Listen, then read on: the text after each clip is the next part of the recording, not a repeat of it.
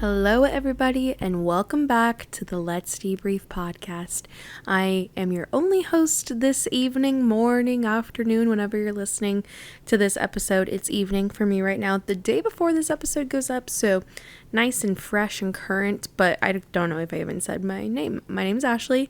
If this is your first time listening to Let's Debrief, I usually have a co-host with me. We are a fabulous duo. Her name is Jenna, and we take solo episode. We put out an episode once a month, but then halfway through the month, we like to give our listeners a little something and take solo episodes to talk about things that maybe just one of us, not like with the other wouldn't want to talk about it, but maybe something that only one of us is passionate about, give you a life update, maybe things that are on our minds. Let me give you a little, if you're new, a little Let's Debrief lore. Jenna and I started the podcast in 2020. It was technically we recorded our first episode in 2022, right before her first baby was born, and then we launched in 2023, which is actually crazy to think about. And then we went pretty hard. We're releasing an episode every single week, and then life got crazy, and so we've taken a break, we've come back, I've done it solo, and then we decided what was manageable was doing it once a month, and we started that at the beginning of the year, and then now we've started to incorporate solo episodes to, once, so like bi-monthly. So like my last solo episode was in May, and just trying to still chat your ear off, give you guys a little something, because you've put up with us this much. You're some dedicated listeners, and so we just want to give back to you. You can't get like weekly episodes these days because we both have kids, and it's a lot. Like people that like that do a podcast and like not as a job, oh my gosh, it's so much time dedication. And Jen and I have never really had just a topic too. So there are even like other podcasts that are like have a specialized topic, and I don't know how they're putting out content as frequently as they are. But anyways, this week slash this month on my solo episode, I am going to talk about mommy life. So if you don't know me, I became a mom in December to a little boy named Cohen. He is the absolute best thing, and it's just like so crazy, like when you become a mom and like how all of the cliches become true. Like it is like he is everything to me. I would literally do anything for him. I feel totally like mama bear like for him. Like anytime anyone starts acting weird, I'm like literally back up. But yeah, the first time that he like ever smiled at us, like Cole and I thought that like our life was like going to, or like our hearts were just going to explode, because we were like, oh my gosh, this is the best feeling in the world. And so he's a real chiller. We're 7 months in now. He just celebrated 7 months, and he's a chill guy. And so Jenna and I have talked about like in a few episodes like some of like the things that like Cole and I have done, that I've done, and I just thought I would dedicate a whole episode to talking about that and answering any questions that you guys have, which you wrote in, and so be able to chat about that a little bit. But outside of that, can we talk about, which you're all gonna yell at me, but I was gonna say, can we talk about how hot it's been? This California girl does not do well with humidity. So Jenna and I went to the zoo today, and it was cloudy. Here's my beef. Like Pennsylvania, also if you hear that's my dishwasher, Pennsylvania's been feeling a lot like Florida recently, where it'll rain and then the sun will come out, which then like the water starts like evaporating off of the pavement, and it is just swamp. It just feels disgusting. I'm sweating everywhere. Oh my gosh. I haven't taken a shower yet, and I just know that that's going to put me at peace. But and if anyone's been to the Pittsburgh Zoo, it's just, can we just talk about it? Like, okay, I was telling Jenna about this. Okay, I'm really turning my back on zoos. No shade to anybody that's like obsessed with zoos, but I have to speak my piece on this. That Okay, last year at some point, I forget, Cole and I took Monty, Jenna's daughter, to Living Treasures, which is in like on your way to Ohio Pile, I guess like Donegal area, not too far from their house. And so we were like, okay, I had never been there before at that point. Terrifying, absolutely terrifying. I was like, what is like a Siberian tiger doing off the turnpike in Pennsylvania? So I don't even know how much like it cost to get in. Like I will say like the goat like petting zoo and everything, like that's fun. You can like feed them like pellets and stuff. But the whole experience was pretty terrifying to me. Specifically, now this is going back a little bit. If you've been listening to the podcast for a while, then you know about Cole and I's bear encounter. Long story short, we were driving home. A bear ran out in front of our car, ran along the side of our car for a little bit, didn't get a scratch on us, but I literally thought we were going to total our car, we were going to die, and the bear was going to come back and eat us. Like, also, like, and now after, like, talking to people, I know that the bear was more terrified of us than we were of it, but I highly doubt that because I was pretty terrified. So ever since that, I have a healthy fear, maybe slightly unhealthy fear of bears. And what do they have at Living Treasure? The biggest brown bear that I have ever seen. And this was in a phase where Monty was obsessed with bears, so she really wanted to see it. Oh my gosh. Okay, also, if you've been to Living Treasures, I think I do have a photo of it, of the situation. They're behind, like, chain link fence. And I'm just like, okay, I again, like, as, you know, you go to more zoos or whatever, I really don't believe that these animals should be in captivity. I was talking to my one friend who's, like, the most empathetic person I know towards animals and also has like veterinarian like background, and I was asking her, I was like, is there any ethical way to do zoos? And she was like, I mean, not really, they're just like not meant to be like in captivity, but like some of these places, like they have like good intentions, it's just like you just can't provide to them like what they need. And I was like, okay, cool. Just checking. And so Living Treasures having these bears again behind this chain link fence, here's where my fear, like I actually had to walk away. Like Cole took Monty over to see the bear and I was like, no, like he's going to get me. Like that is the most terrifying thing I can think of. And so I think it was like ever since then I've been like not really messing with the zoo. I feel like I mean, you hear like stories and stuff, but wasn't there like a movie that was like some kid was like messing with the gorillas or the apes like in a zoo, and then like once they got out, like they attacked like that person. Anyways, I don't really mess with it. And so I was like, I mean, Cohen wasn't, we kind of did the first half without Jenna, and so this whole thing is kind of for Monty, like she's the only one that's gonna grasp it.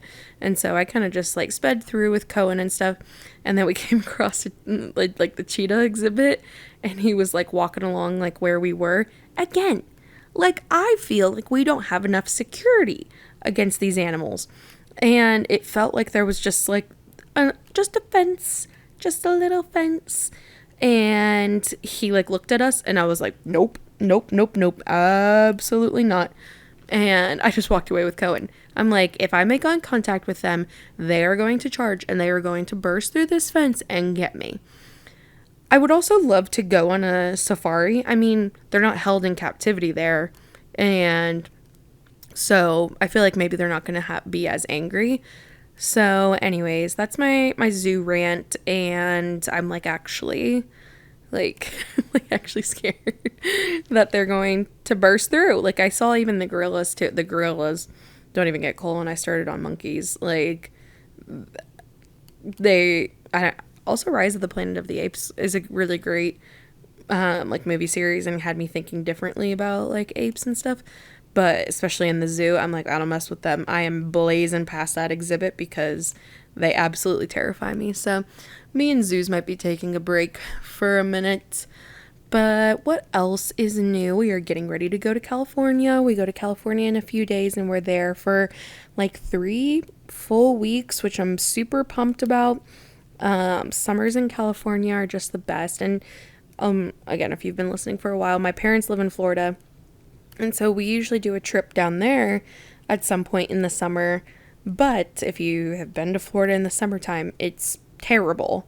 And we're big Disney people, and so the crowds are worse. It's just a nightmare all around. And so when we were there last year and I was like a few months pregnant, I was like, we can't bring a baby to this. Like, this is unbearably hot. I would be terrified trying to make sure like I'm keeping a baby cool and stuff. And so that is not our journey this year. So I brought up going to California, which also is hot, but no humidity, and it just feels like a completely different heat. We love dry heat in this house, and so I am very excited. We are spending a week at the beach in addition to like seeing family and stuff, so very excited. I have not spent like over, like when we went to Hawaii as a friend group, well, that was 22, wait, no, 21. I literally forget the year that Cole and I got married like all the time. But we started dating in 21, and we went to Hawaii as a friend group, and I went out to California a week before to just kind of vibe with family, and it was fantastic. And I haven't done that in 4 years. And so I'm very excited to have plenty of time to soak in the sun, go to the beach. We're going to Disneyland for a few days. It's going to be amazing, and I'm really excited. So, yeah, like I said, this is the night before the episode comes out, so you get my nice, fresh thoughts. But yeah, you guys sent in some questions, and I just thought I would do like a little mommy deep dive. And so this is the episode nobody asked for, but I love talking about all of this stuff, and I love bouncing things and ideas off of like other moms. And like Jenna and I have just been talking about so much stuff like as it pertains to being moms and raising kids and stuff like that recently, and we both come from like different, I was gonna say tactics, I guess, like different approaches, but I love like both her and I like don't look at each other with like any judgment or like shame each other for like any decisions that we're making, because we're just like, okay, cool. And also, like, as a disclaimer, like, I know every kid is different. You might listen to this episode and be like, girl, just wait till you're second. Girl, just wait until he turns a year. Just wait until he's walking. X, Y, and Z. I know. I'm speaking on the first 7 months of my son's life and my experience. Repeat after me. It is my experience. And you wrote in questions, so you want to know, and I'm here to answer. So let's go back to pregnancy. There was nothing super let me adjust real quick. I'm on the big comfy couch. There was nothing I feel like super unconventional that I did during pregnancy, with the exception of 2 things, and that was going to the chiropractor and going to acupuncture. I hadn't gone to acupuncture before getting pregnant, but I know that for some people that is a nice way.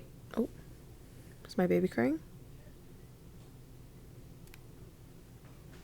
Oh, yes, he is, but Cole's gonna go get him. We, we've been testing out a bedtime like situation recently. But one thing about my baby is he is a 30-minute napper, and it's currently 9:15 and he went down at 8:30. So we'll see how that goes. Might be pausing that.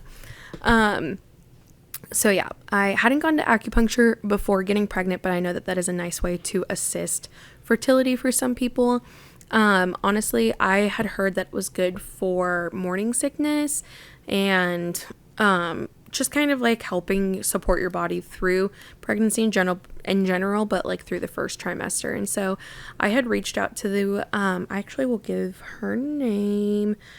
Her name is Colleen, I believe. Let's see. And she is Modern Moon Acupuncture. Corinne, not Colleen, Corinne. And so if you are in the Pittsburgh area, 10 out of 10 recommend. She is wonderful. I haven't gone to her postpartum because she actually had a baby not long after me. And so And honestly, I do want to go back, but my friend also suggested a chiropractor that's a little bit closer. She is in like the North Shore area. And so first, like I started going to her maybe at the beginning of my second trimester, just because she had a wait list, and there was finally an opening, and I went. And so obviously I know, like, I mean, at least my insurance didn't cover acupuncture and chiropractor, so that like is like an out of pocket thing, but I seriously think both were so helpful to my pregnancy.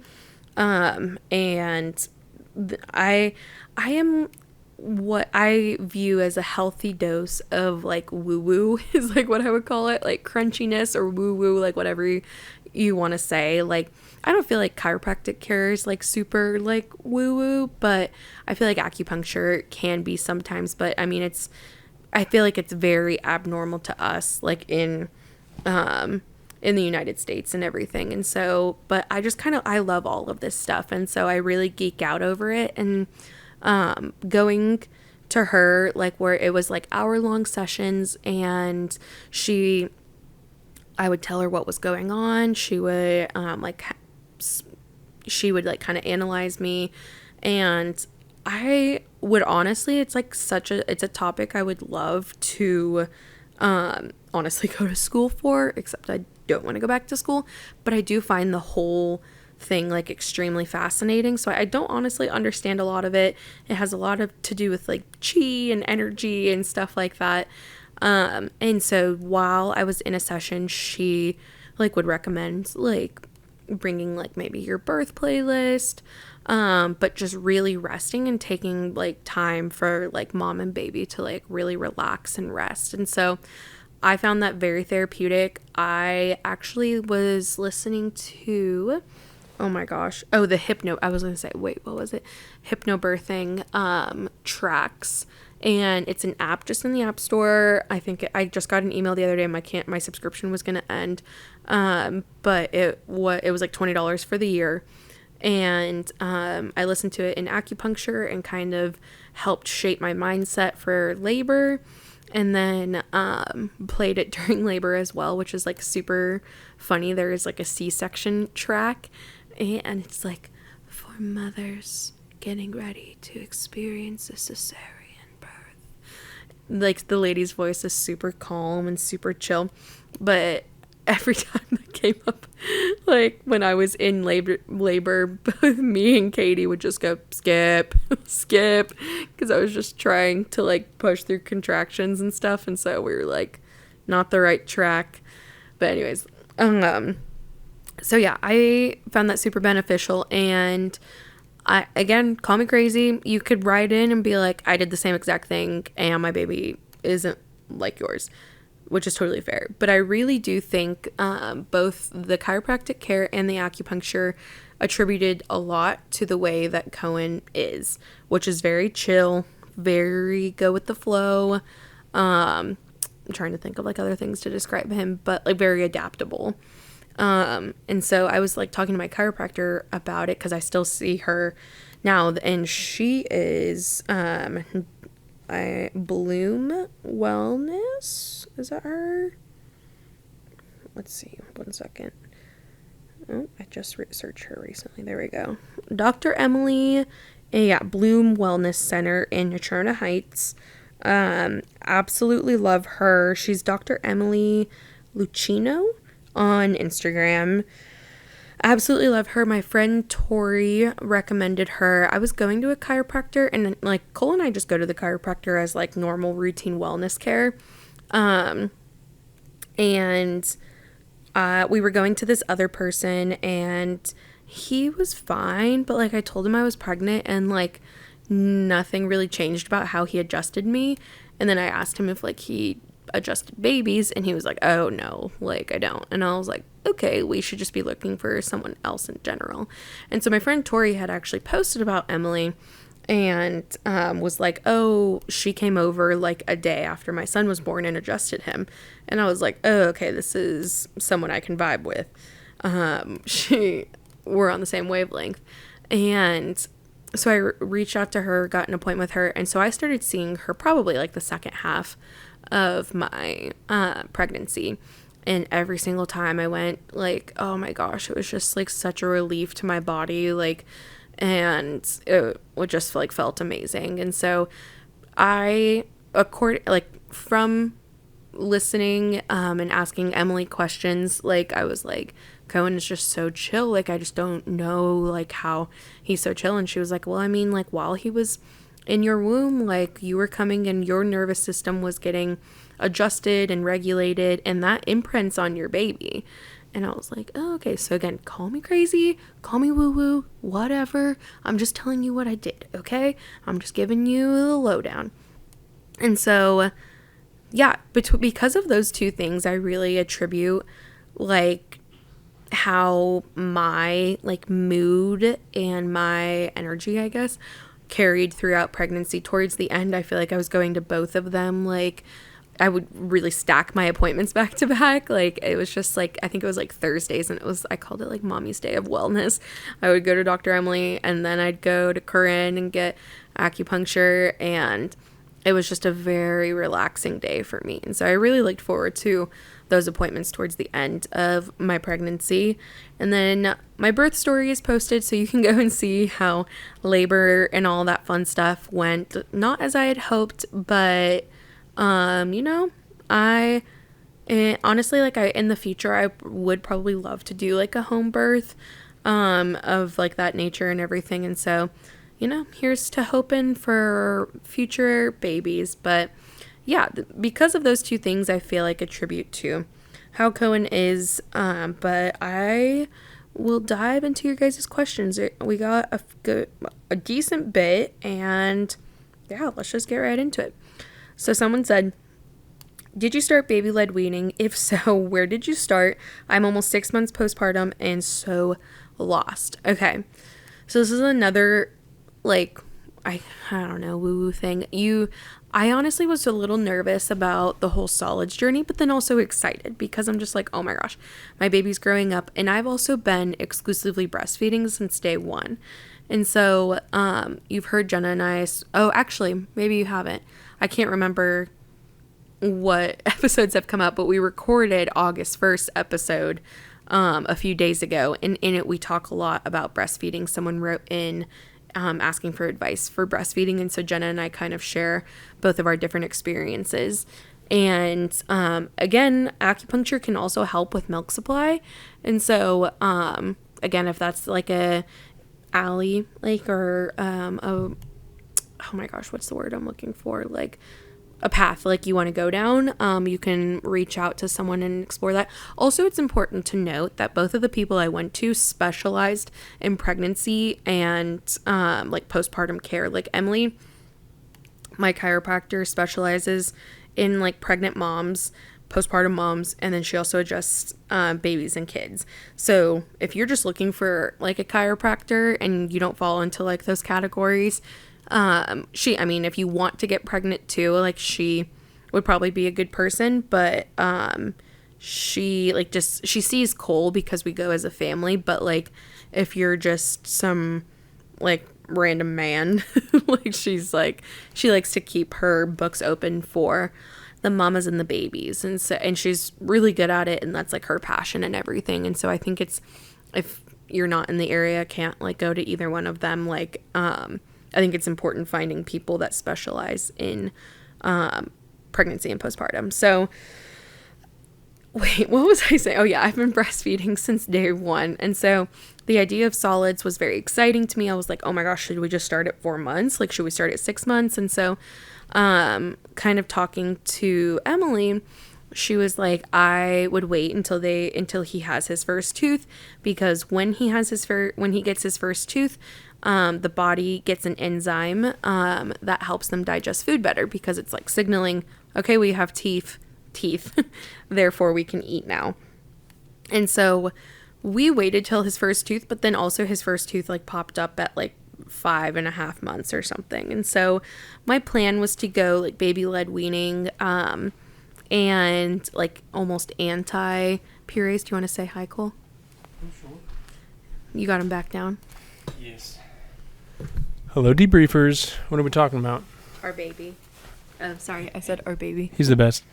And now he's back asleep. Nice. We'll see how long that lasts. Stay tuned. So, like I said, I was like almost anti purees. I was just like, no. And honestly, okay, the loudest thing ever. And I was going to take like an ancestral approach, which we have. Let me see if I can find it on Amazon. I'm pretty sure it's called Nourishing Traditions. Okay, wait. Yeah, Nourishing Traditions, Book of Baby and Childcare. So Jenna actually referred this book to me, and I have like picked up like some different like ideas throughout. It's kind of like extremely intense and like very much like if your baby's first food is not egg yolk, like they're going to be the dumbest kid in school. Like sometimes it's a little intense, so I kind of pick and choose the stuff that like I take out of it. But they had like some suggested first foods that are like good for baby's gut and stuff like that. And so I kind of started to implement that. And so his very first food ever was homemade bone marrow. There's a farm that delivers in our area. Well, like they do pickups, and I like went and picked it up. And so I got some bone marrow, canoe bones, and then roasted that in the oven and took the bone marrow out and then just whipped it up and gave it to him on a spoon, and he loved it. And so it's like a great source of healthy fats and so many vitamins and minerals. And so that was his first food. So we kind of just started there, which like then, yeah, you could be like, well, that's a puree. So I kind of like went in like, yeah, we're going to do baby-led weaning. But honestly, my more than like anti-puree or like anything is like just passion for giving him like healthy food. Like I don't want to be like an almond mom like in the future, but like especially right now when his like little tummy is like so vulnerable, I want him to have like a good foundation and just be like getting good sources of nutrition and in this developmental phase where he's learning so much. And I just want to give him foods that are going to support all of that, support his brain and his gut. And yeah, it's like all of these like things come online for him, and it's going to be kind to his belly. Oh, don't worry. My neighbor is also mowing his lawn at 9:30 at night. So that's awesome. Okay. Wow. So to answer your question, we've done a mix of purees and baby-led weaning. And if you know what baby-led weaning is, it's basically giving them like age appropriate like whole foods and letting them bite into it, figure out stuff. Jenna has actually said this before, I believe, or maybe posted it just on her Instagram, but Solid Starts is a great Instagram to follow. They will post like the recommended ways to serve things to your baby based off of their age. And so there's like a 6-month and then a 12-month and a 2-year or whatever. And so oh my gosh, I cannot believe he's mowing his lawn at 9:30, but honestly, it's been so hot. I can't really blame him, but it's like almost pitch black outside. So anyways, I'm sorry about that. So yeah, follow Solid Starts. It can be extremely intimidating, but we opted to forego like the rice cereals and stuff and have, again, taken that like ancestral approach, I guess. And so he's had some bone marrow, he's had liver, he's had like then all of like your veggies like sweet potatoes and avocados. He's a huge fan of avocado. What else? Oh, he loves having a piece of steak and like sucking all of the juices out of it.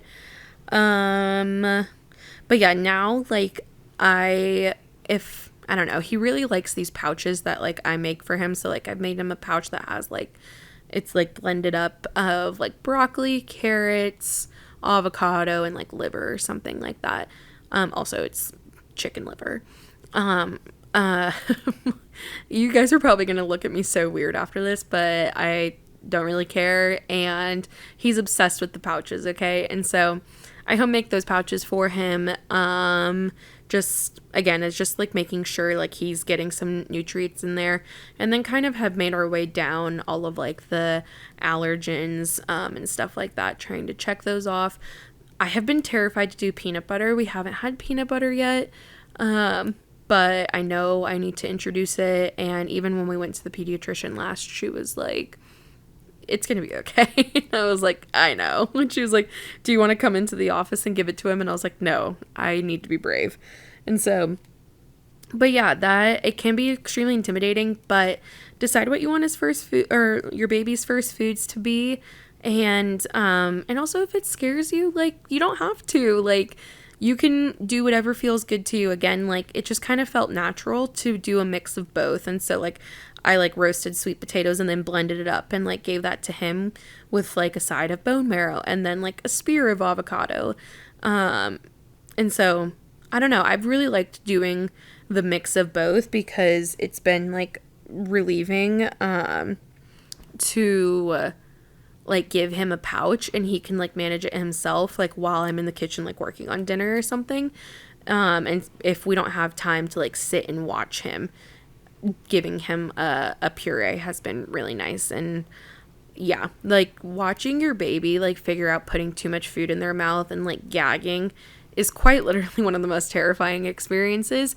But I have seen now in like maybe like a month and a half or a month or so of doing solids, I've seen so much growth in Cohen, and like he will like literally shove his mouth with egg. We almost have egg every morning, or he has an egg every morning, and he will shove his mouth full of egg, and then I watch him like spit it out because he's like, oh wait, that was a lot. And so it's fun like watching him learn all of that, but then yeah, deep down you're like, oh my gosh, stop it, oh my gosh, like.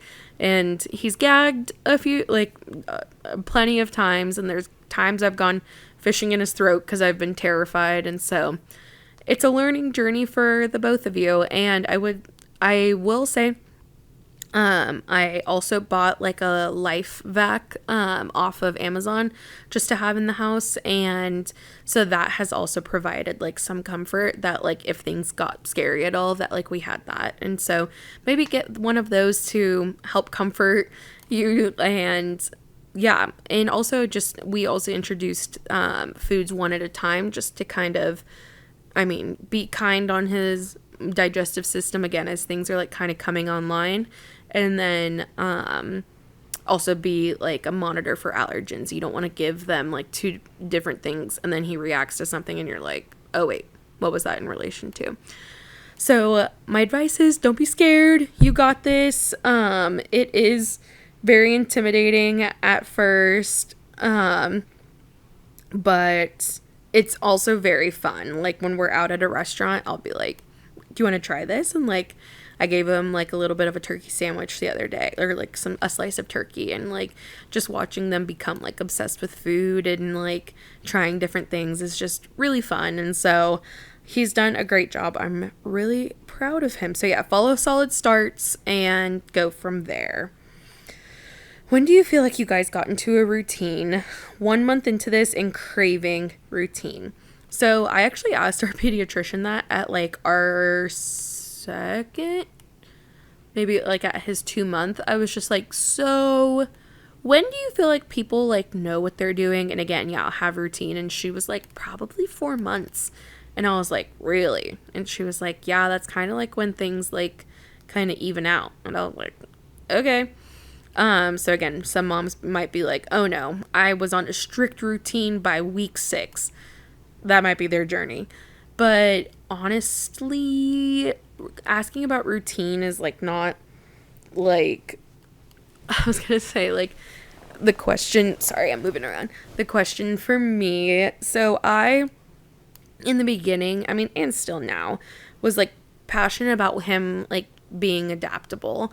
And so, it was just so funny. Like when he came home from the hospital, he was 3 weeks, 3 weeks early. And so they were like, oh, like, and he didn't have to stay in like the NICU or anything. So we were really lucky, but he still is like he still was a preemie baby. And they were like, oh yeah, preemie babies just tend to be a little bit more sleepier. And so like he'll probably just spend all of his days sleeping. And that's exactly what he did. But both of our families just kept being like, oh my gosh, he's so chill. He's so chill. And Cole and I just kept laughing because we were like, well, yeah, he's a week old. Well, yeah, he's like 4 weeks old. Like, we just kept being like, well, yeah, he's a newborn. Like, of course he's going to be sleepy. But it was probably around the 3-month mark that I was like, oh, this dude's like a chiller. Like, he really does just kind of vibe. And so I was passionate about getting out of the house, and getting him out around like loud sounds and everything. And I don't know, not really like operating off of a schedule. Again, this is what has worked for us. And I know from my own personal friends' experiences that their babies need routine, thrive off of routine. So I totally get it. But I was like, let's try this. And if he clearly is showing us that like he needs some structure, he needs routine, which he has. Like, we've adapted since the day, like since month 1. Like, it looks obviously very different. But I would say like we found like a groove or a routine, kind of like what the pediatrician said, like around the 3 to 4 month mark. But we're just like constantly like on the go and moving and like seeing people, going places. And so he has kind of just adapted to the flow. I will say, my sweet boy is many things, but a lover of the car is not one of them. It is very touch and go to know what he's going to be like in the car. And so sometimes he gets a nap in the car. Other times he screams the entire way. So you never know what you're going to get there. It's not like, oh, he naps at 2:30 and he will do it anywhere. That is not true. But because of Cole and I kind of both being home, working from home, and staying like relatively local for jobs, like we haven't been like, okay, this is what our days look like. But I will say like it has become like slightly more structured, and I'll give you our little routine. And so I've said this like in a few episodes, but we're co-sleeping family. I'll go into that in a minute. And we all wake up like around 8 o'clock. We'll lay in bed and watch the Today Show. And after a while, we'll get up, start moving, go downstairs. Cole will make coffees. I'll get Cohen his egg prepped, and I'll cook the egg, and then I'll put it in the freezer for a little bit so it cools for him. And then sometimes I'll give him like a little bit of yogurt while he waits for his egg. Also, he just makes a mess the entire time, which then also plugs me to my ad that for like the wet mop vacuum situation. Jenna posted about it on her story a couple weeks ago, I think, and it quite literally changed our life because we let him like make a mess as he like discovers food and everything. But yeah, it's extremely annoying to pick up every single time. And so we got this thing and we're 2 days in and we're just like, this is the best money that we've ever spent. Like, we'll pick up the chunks of food and then just like vacuum mop over it. Done in a second. And it's been so nice. But literally almost every day Cole is taking his high chair outside and just like hosing it down because he just makes a mess. Him and yogurt are a disaster waiting to happen. And so we'll have some breakfast, and then usually he needs hosed down, so I'll take him upstairs, get a bath, or just like a little rinse in the shower. Then he'll come back down and play for a little bit, and then usually if we're up at 8 o'clock, he's down for his first nap, anywhere between 10 and 10:30. And like I said, my sweet boy is not a long napper. You never know what you're going to get, but typically he'll sleep for like 30 to 45 minutes.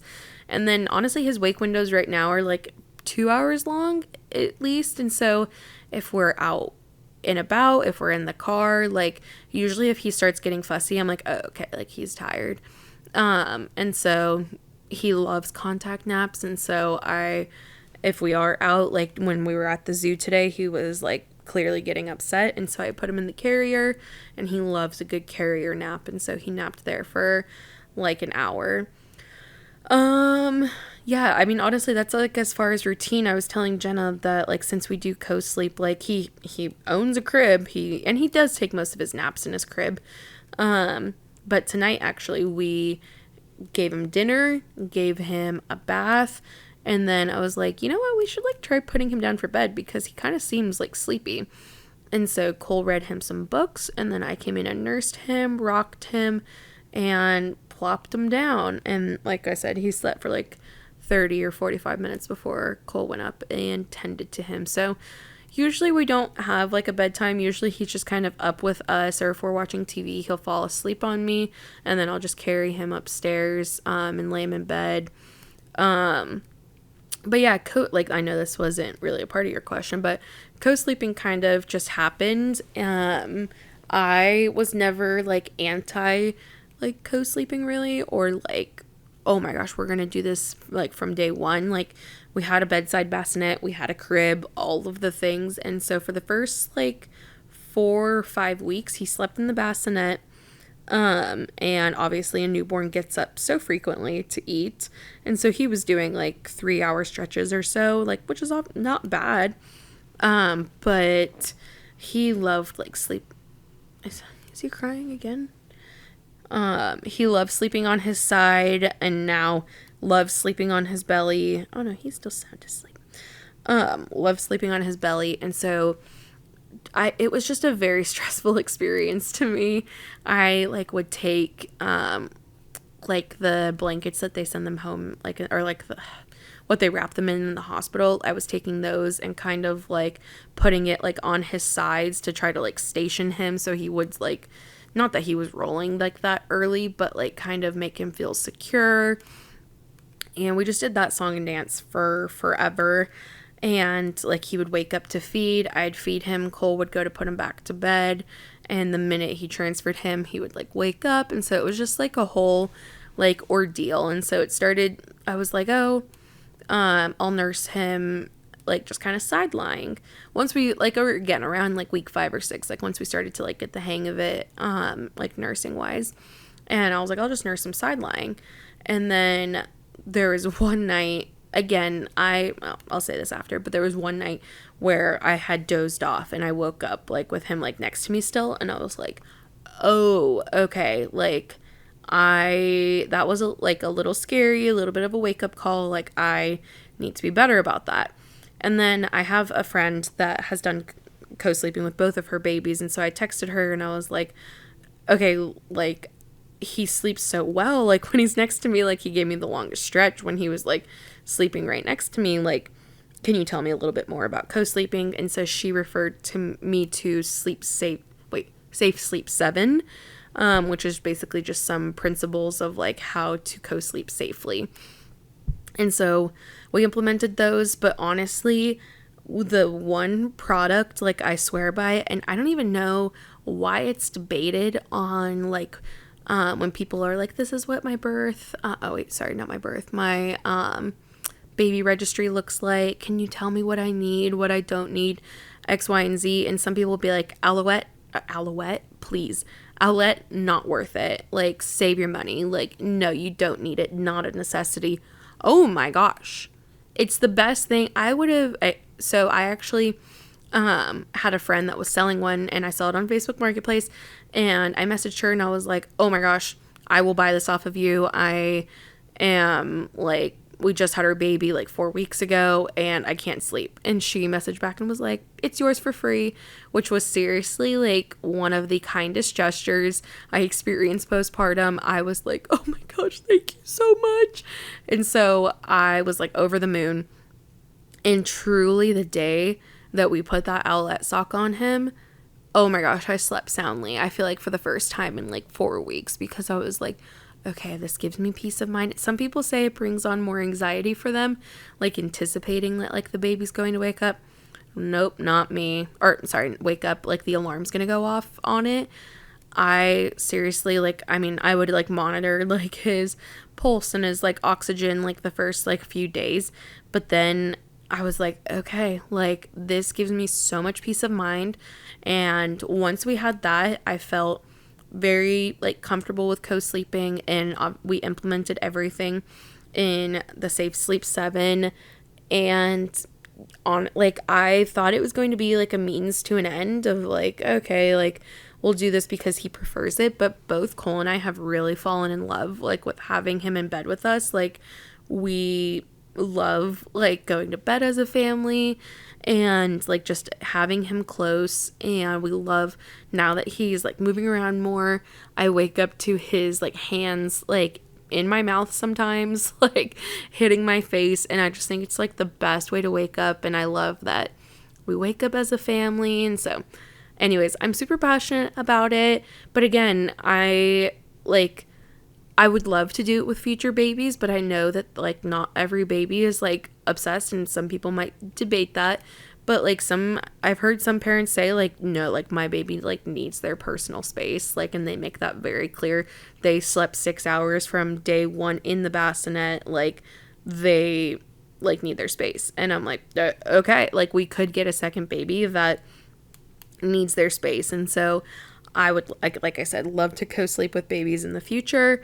But yeah, it's really been working for us. I would say like on it, oh gosh, like I can't even like remember like statistics on it, but like, or like how he's like been sleeping, but especially since introducing solids, we sleep so solid now. He probably wakes up like once a night to like nurse, and I just feed him side lying. I stay awake the whole time and then kind of put his binky in after and give him some pats, and he goes right back to sleep. But like when he was like younger, he'd probably wake up like 3 times a night and nurse, but like I would nurse him for like 5 to 10 minutes, go right back to sleep. Like he, since like we started co-sleeping, has not really had like anything like where he wakes up and is like screaming for 10 minutes or whatever.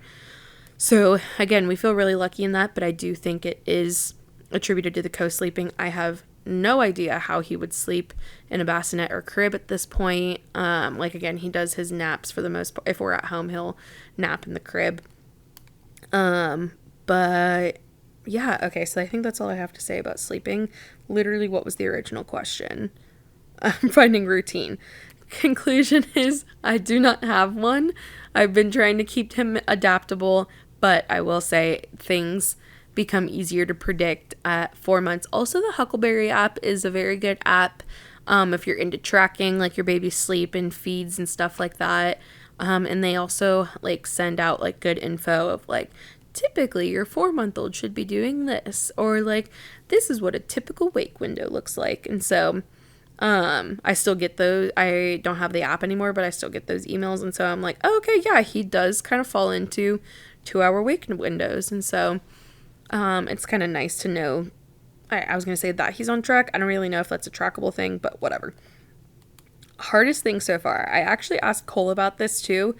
And truly, and like, please, like, don't punch me if you see me in public when I say this, but truly the hardest thing was everything that we experienced in the hospital, which again is in my birth story, but very abridged version is like we were packed up ready to go home after like, I mean, all birth is traumatic. Like no matter what your story is, you literally could have pushed your baby out in 10 minutes of labor, and it's still a traumatic like experience to the body.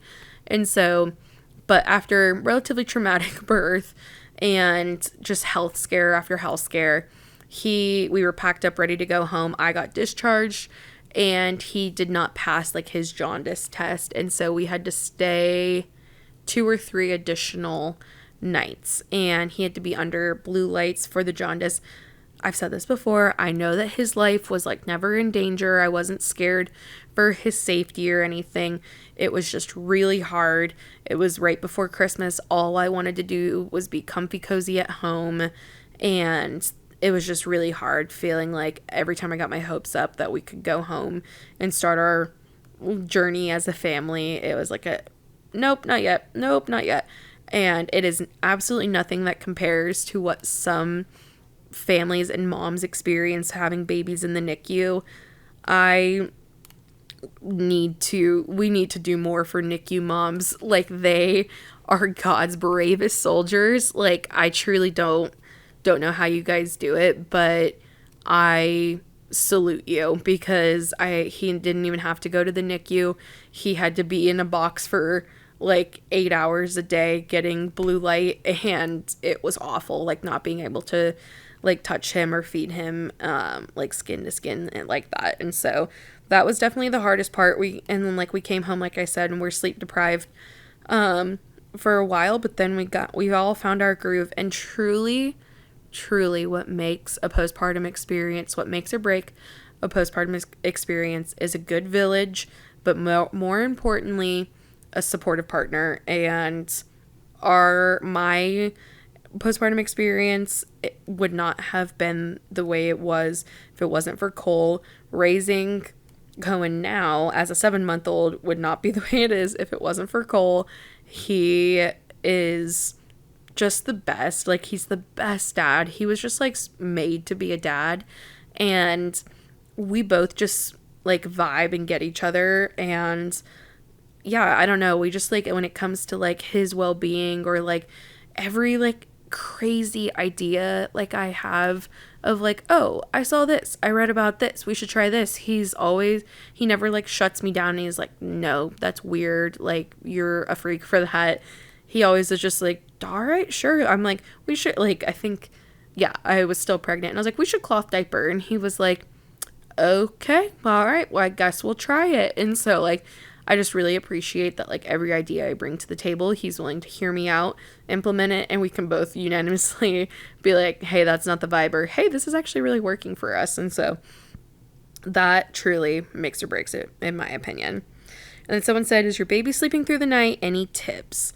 Yeah, I have no tips because he sleeps right next to me. So I know for some moms that that's like a deal breaker, or like that's just like a hard line you're not willing to cross. And again, like, I don't know, like some people might be like, oh, like he's going to be sleeping with you till he's 5 years old. And we're just vibing and like feeling it out. Like Cole and I both said like, we both said like we would analyze and assess stuff every 3 months. And so like when he turned 3 months old, we both were like, yeah, we still really enjoy co-sleeping. And so he just turned 6 months old, he turned 6 months old last month. And we're like, yep, we're still feeling good. I was actually talking to Jenna about this. One thing I really didn't expect about co-sleeping is that Cole would also fall in love. Again, like I was like, I feel like we should just try co-sleeping, because he does sleep like really well when he's in bed with me. I mean, in bed with us, but then like close to me. And he was like, okay, yeah, like if you want to try it, like I'm willing to try it. And again, if it gets us more sleep, I'm totally willing to try it. And now he is the one. I mean, I also am, but he has like been like, wait, like, no, like I want him like with us. Like I don't want him in his own room. And I was like, I know. And so we both are obsessed now. And so we'll see how we're doing at a year. But yeah, and I was talking about it with Jenna today. I truly don't know what the future holds. It could be a hard thing to break, like if we want to down the line. I could also see us co-sleeping for a while, and like even like when we're talking about having a second baby. I don't know.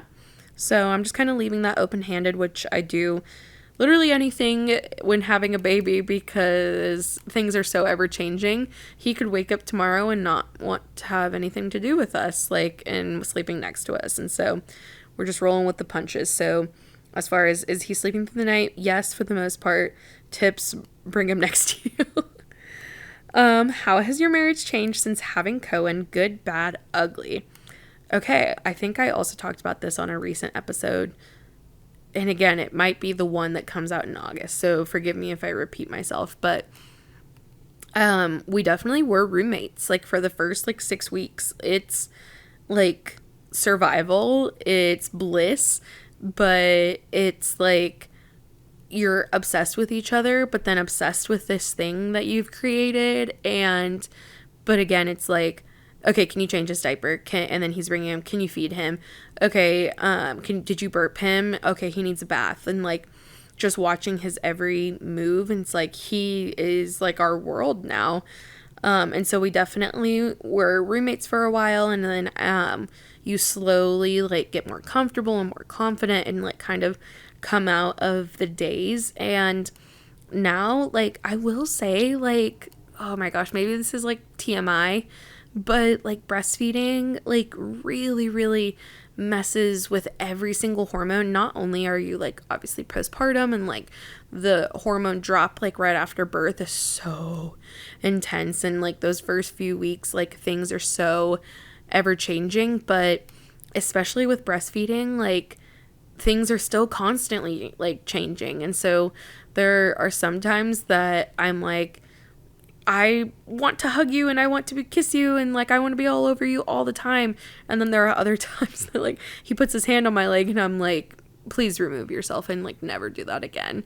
And so I've said to him so many times, like sometimes I don't feel like in charge of like the feelings that I'm feeling. Like I'm just like, I'm so sorry. Like I don't know why I feel this way, but like don't like don't touch my leg again. Like, and you just feel crazy, but then it's like again you're seven, at least in my experience or in my oh my gosh world, I'm 7 months removed from the craziest most traumatic like thing happening to my body, and things are trying to come back to normal, but things are like, wait, we need to just be thinking about the baby. And so I definitely understand, like, if you don't have, like, a good foundation going into having kids, like, how a lot of people get divorced after kids, because it's, like, crazy. And especially as a woman, like, I just look at Cohen and I'm like, you're my everything. Like, I will do anything, like, to keep you safe. And I just feel like sometimes a lot of women, like, forget about their husbands, like, and are just like, sorry, like, I don't have time to think about you anymore. You're the grown man. Like, I need to be thinking about the baby. And both ends of the spectrum are not great. And we need to find some common ground in the middle. And so it's ever changing. Like, we go through phases of, like, being roommates still, and we go through phases of being obsessed with each other. I mean, I'm obsessed with him every day, just the way that he supports our family, loves Cohen, loves me. But it's very fluid these days as we still just figure out our new life. And yeah, that's a good question. But okay. I feel so embarrassed and almost shameful when nursing in public. I feel like people are so judgmental. Any tips to feeling better about it? It literally enrages me that I feel this way.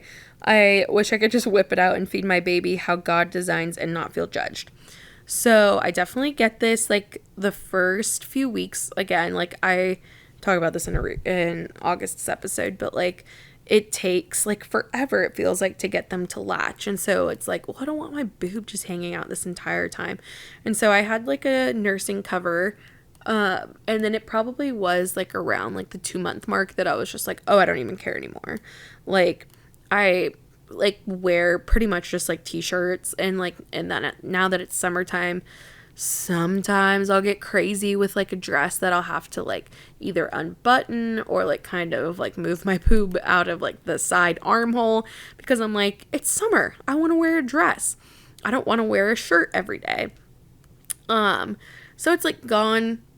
Well, yeah, in the beginning I definitely was like covering up more, but then as we became a better team and like the latch got better, I was like, oh, I just really don't care. And so tips like for feeling better about it, I don't know. I feel like, but just again, my personality is just like, oh, I literally dare you to say something and I'll just be like, yeah, I don't care. Like, I am feeding my baby. And again, if you're early on, I would just be like, just wait till the latch like gets a little bit better and you'll feel like a little bit more confident. But honestly, kind of exposure therapy of just like going and doing it. Like, and like I said, I'll just wear t-shirts, and so I'll lift up like my shirt like just a little bit, like, and wear like nursing bras, pop it out, and he, like, the shirt will kind of rest against like his like cheek or something, so it's like you never really see anything. I also, yeah, like, don't whip it out like for like just for whole boob exposed or anything. Like, I I'm trying to even think.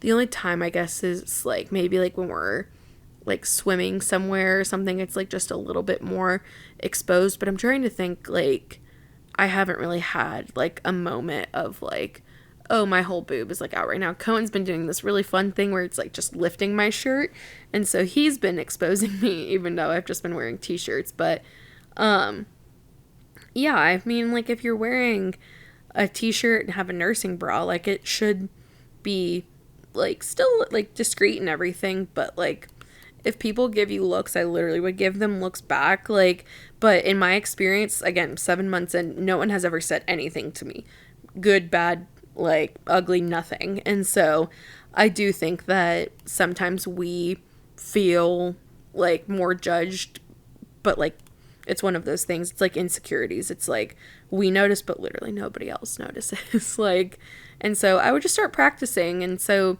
like, when we go to the mall, there, like, Nordstrom's women's lounge, like, has a nursing, like, area. I would just start finding, like, the nursing areas and kind of, I was going to say, like, testing it out and being like, oh, okay, like, would I feel comfortable just sitting and, like, doing this in front of, like, other people? And so kind of, you know, just dipping your toes in the water. But I personally feel like I did that. I like started slowly ditching the cover and then became like more and more confident from there. That would be just my tips. Again, exposure therapy. Are there any specific traits that from you or Cole that you would love for Cohen to share? I absolutely love this question. I would love if Cohen or any future kids get Cole's creativity. It is truly unlike anything that I have ever witnessed or seen. Like, the man can get a project done so quickly. He is just such a natural born creative, and I think that like those qualities were in him always, but his mom did a really good job of nurturing the creativity inside of him literally from such a young age, and like that has made him the man he is today. So I would just love if Cohen got a fraction of that.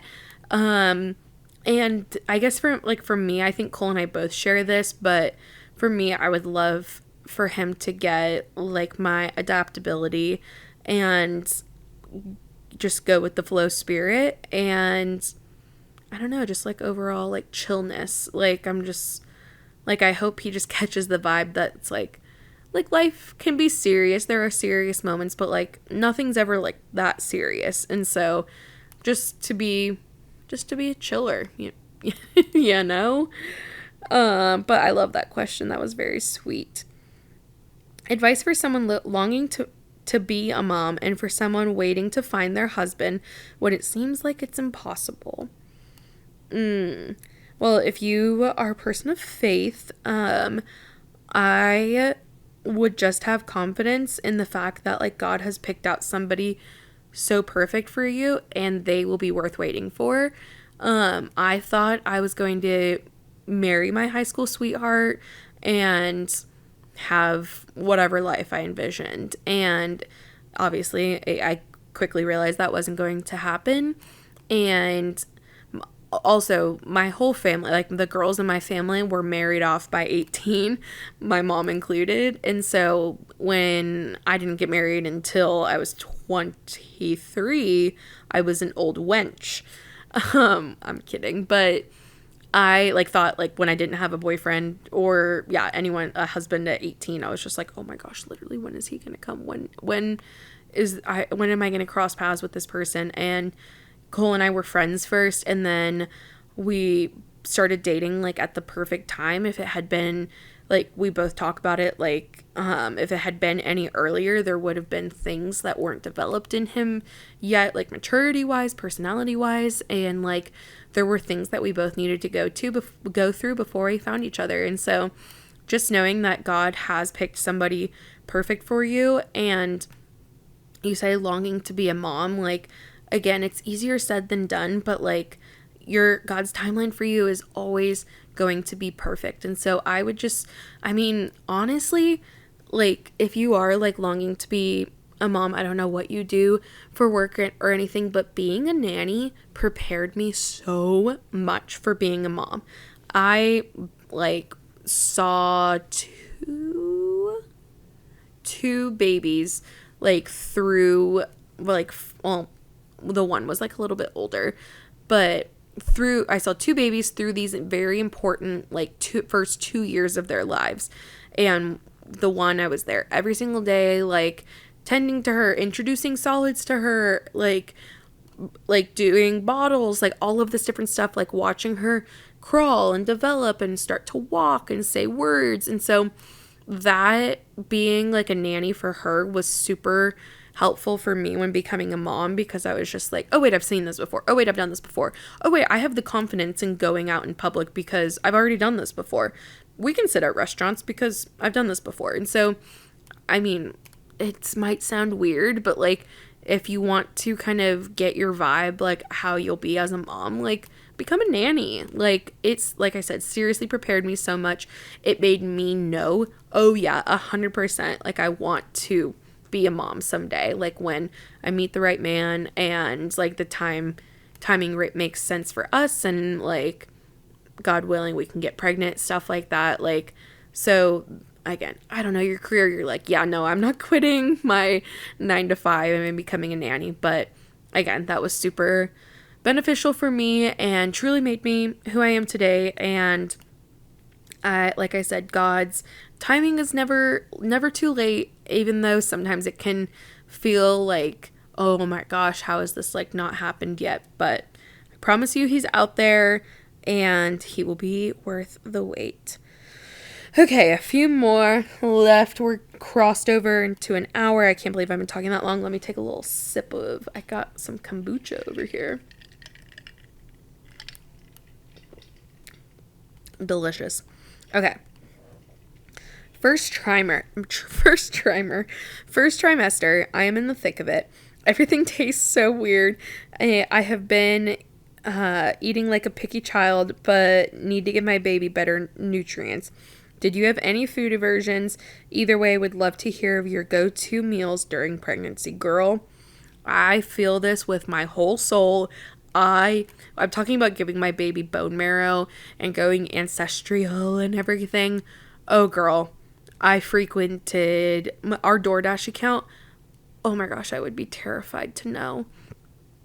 We were frequents at Applebee's and Chili's and McDonald's and Chick-fil-A. Like, we spent so much money. No one talks about how expensive the first trimester is, because suddenly your biggest aversion is anything that's cooked at home. Like, if Cole said we have it at the house, I was like, so you hate me, so you don't love me. And so we ate McDonald's and all of the terribly unhealthy things. I was obsessed with sour candy. I needed it in my veins ASAP. And so, yeah, I did about every unhealthy thing with the exception of smoking and alcohol in my pregnancy. And yeah, honestly, I will be doing so many things different my second time around, like in the future, and hopefully having like a more positive first trimester. Second trimester was a dream for me. Like, I really felt like myself again. Like I love cooking and baking, and I didn't do any of that for like the longest time. My sourdough starter died, and I was just like, oh my gosh, this sucks so bad. I hate this. I feel like I will never be myself again. And you do. You will become yourself again. Life will get better. But go-to meals, I mean, girl, anything that sounds like remotely nutritious, like act upon that. There was a time I think I became obsessed with salads, and I was like, thank God. But there also was a time that Cole made a beautiful steak and potato like dinner, and he presented it to me, and I was like, take it away. Like, the aversions were intense. The sickness was intense. Cole and I always talked about, like, I would tell him that, like, I would experience, like, knowing when the last chew or the last bite is. Like, if I took it too far, like, it suddenly became, like, super gross to me, and I was just like, wait, no, I'm gonna throw up, and I would immediately, like, have to spit it out. go-to meals during pregnancy, I did not have a single thing. I just acted, I gave in to every single craving, and the aversions were so intense. I literally was like, oh my gosh, I cannot wait for this to be over. And so I feel like, again, I even had like a mild experience and it still was pretty terrible. So I'm really sorry that I can't say what my go-tos were, because I really don't remember, because it felt like it was so ever-changing. I probably did pastas and pizzas and, like I said, plenty of McDonald's and Chick-fil-A.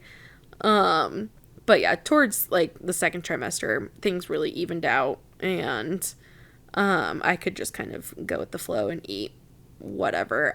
Which is why a prenatal. Okay, that's the turnpike. I was like, is that him again? Which is why a prenatal is super important. So you're getting those nutrients. I was taking the prenatal, which I guess no issues there. I don't know. I don't even know how you measure the success of a prenatal, I guess. But, yeah. So that's like, if you can get the pills down, that's important. I also was sneaking like beef liver into smoothies. And sometimes I would even like open my prenatal capsule and put the, like the powder in it if I couldn't get like the pills down. And so smoothies are a great way to sneak in some nutrition if you're lacking in that department. So I'm sorry I can't help more. I really feel for you. It's like really, really the worst. And I do not look forward to doing the first trimester over again in the future. All right. How is your mental health? Any advice for a new mama? My mental health has been good. I truly, like I said, the worst part was in the hospital. It's just crazy, like, how your brain, like, rewires. And, like, the only things I feel like I've been, like, crazy, like, whatever, like, that I felt like just I've been pretty intense is, and I was talking about this with a friend today, actually, that when you become a mom, like, your brain becomes, like, seeing like Final Destination like outcomes, and you're just like we're going on a cruise in September, and I'm just like, okay, Cohen's not allowed on the balcony because like what if I throw him overboard? I would never do that. I would never do that in a million years, but I'm like, I don't want him even on the balcony for anyone to come and throw him overboard. Like the stuff like that your brain thinks of. So what's like what is that called? Not like impulsive, intrusive thoughts. There we go. Like just those intrusive thoughts, I'm just like they can be scary, and like even you're just like, don't fall down the steps with the baby, and it's like, duh, I was never going to do that. But like as far as mental health, like in general, I feel like I've had a very positive experience, and truly, again, that comes down to a village I had and my amazing friends and family making meals for us, bringing meals, coming and cleaning the house, like being willing to hold Cohen so I could shower, like, oh my gosh, like just doing the whole like 9 yards. Both Cole and I's parents have been incredible. Jenna was amazing. And again, it comes down to having, I think, a supportive partner, and he's really helped like alleviate mental load for me. And so that has really helped my mental health. And then having like time to myself is still extremely important to me. I am like a stay-at-home / like working mom, like still just doing weddings. And so and like Cole is like the one that like primarily works and makes money for us. And so I'm with Cohen like most days, and it is just extremely important for me to have time to invest in hobbies, whether that's while he naps or saying to Cole, like, all right, I know you're off on Fridays, like, can you give me a few hours so I can just have time to myself to decompress, relax, and again, just invest in myself. And so that time has been essential for me. Like, I do feel like myself like becoming like, oh man, like, okay, this is like bogged down, I guess, when I haven't had that time just to myself. And so yeah, those are some things that really help me, I guess, in my mental health. I really hope that you guys have gotten like something out of this episode. I'm going to wrap up soon. But I hope that this has been beneficial. I hope that it hasn't come across of like, I've got it all figured out. I do not. And I am like, things still change. Like, he hates the car. I don't think that we can drive. Well, we will, but like, if we drive at night when it's dark outside, he will be screaming his head off. Honestly, when I'm home, he really doesn't like me to put him down too much to play. Like, when I'm around, he's not a great independent player, but he is for Cole. And so, like, I need you to know I'm not like, he's just the perfect baby, I just don't know what to tell. No. I love him so much, but he does have his own little things as well. Okay? All right, 2 more. Hang with me. What would you say to other moms who were dealing with disappointment after finding out the gender of their baby now that you have a boy, even though you wanted a girl?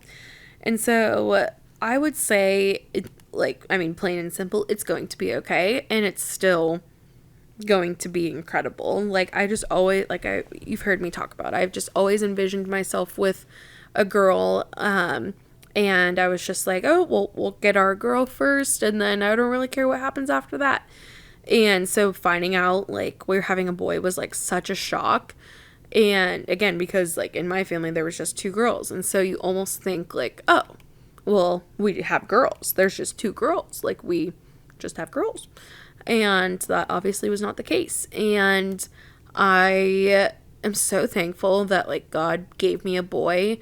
I'm so thankful that, like, hopefully when we have more children, like, in the future, that Cohen, like, will lead the charge if we have, like, 2 more boys and just 1 girl, or what. If we have all boys, I'm just so glad that, like, he gets to be the older brother, like, over everybody. And I don't know, so what I would say is, like, it's going to be okay. I know it is slightly disappointing. I know that you are reworking, like, visions that you had, like, for your life and, like, for what this baby was. Like, it can be, like, a big, like, disappointment of, like, you're like, I just wanted a girl so bad, or just even being so confident, like, that it was a girl, and then finding out it was a boy, and you're like, wait, I feel like I don't know this baby anymore because I thought it was a girl. And I would say just give it some time. Like, the more you envision, like, making a little boy nursery and honestly shopping for clothes, like, even though the boys sections are a little tough, but shopping, like, for him, like, really made it real. And I was like, wait, like, I am going to be obsessed, like, with this baby, like, no matter boy or girl. And it's a cliche, but it is, like, real of, like, a healthy baby is what matters. And so I shifted my mindset of, like, we're having a little boy, and I just want him to be healthy. I want him to get here safely, and it's going to be great. So it took me, like, about a few days, but, like, maybe a week to be like, okay, this is just kind of like a reworking of my brain now, and we're having a boy.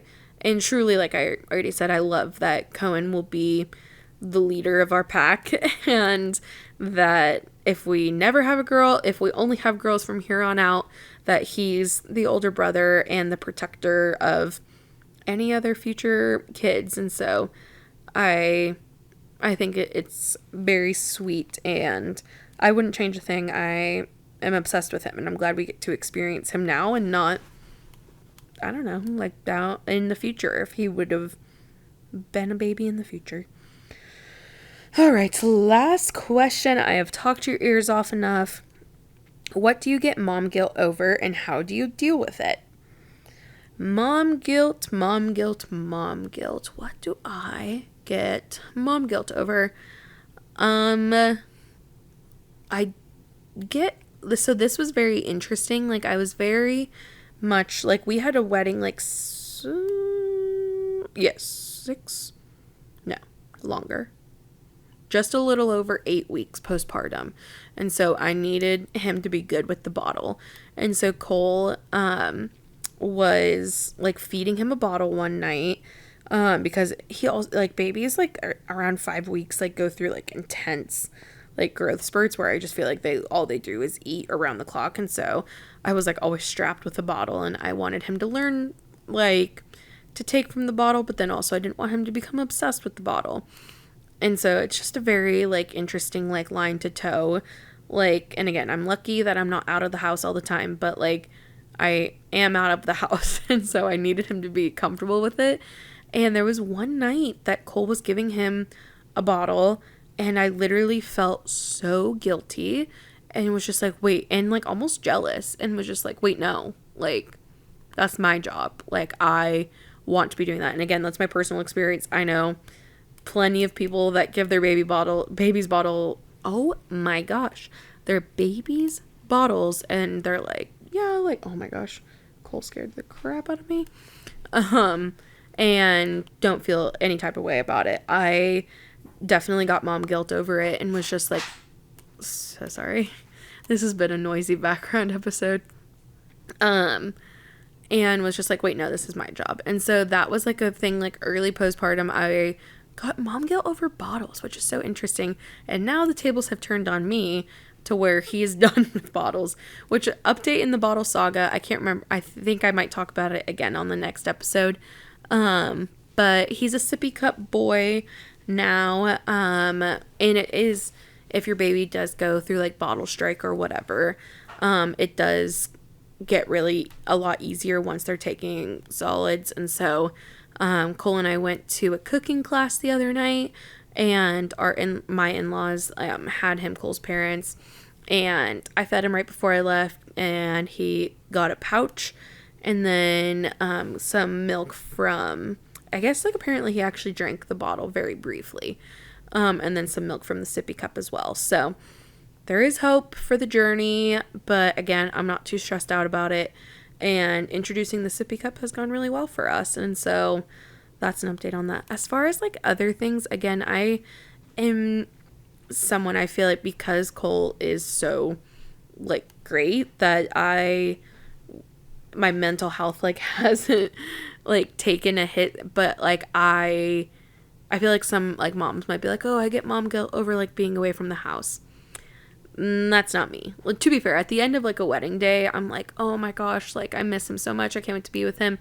But then I'm like, I am so lucky to have this job where I can go and make money for one day and then be able to be with him. So I'm like, I don't feel guilty, because it's like you have a really good setup, kid. And then again, taking time for myself, I'm like, no, like I need this in order to be a good mom to you. And so I am going to be taking this, and I don't feel guilty. Cole, you're so loud. I'm being so quiet. I could hear the water going into your ice. I was putting an ice cube in so gingerly into the... I'll cut it out. It's okay. So yeah, I don't know if that is helpful. I'm so afraid of honestly coming off as bitch. So please don't hate me. I answered your questions, and so hopefully those were helpful answers. And yeah, I love talking all things breastfeeding, all things co-sleeping, all things babies in general. And so if you have any more questions or comments, or you want to tell me, hey, you suck, I will accept all of the above. But you can message me, you can message the podcast. But yeah, that's how things are going. That's a little 7-month update. Yeah, I love you guys. We have a great episode coming up, and again, just a short 15 days away. We're talking life updates and some advice. And so yeah, I love you guys. Thank you so much for being here. Thank you for listening to all of my rants, and I love you, and I will see you next time. Bye.